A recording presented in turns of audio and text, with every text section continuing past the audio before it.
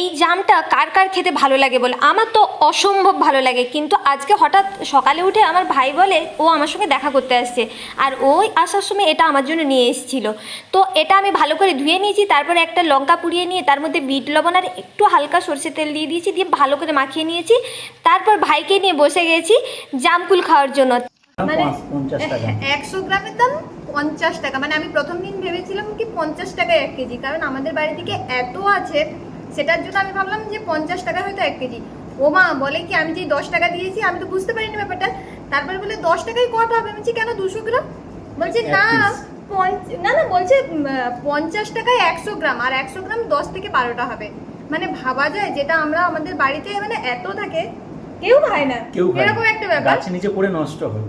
আর সেটা এখানে দেখ সোনা, এটা সোনা খাচ্ছিস 1 কেজি দাম 500 টাকা। বাট দাম হলো এই জিনিসটা লোভনীয় ভাই।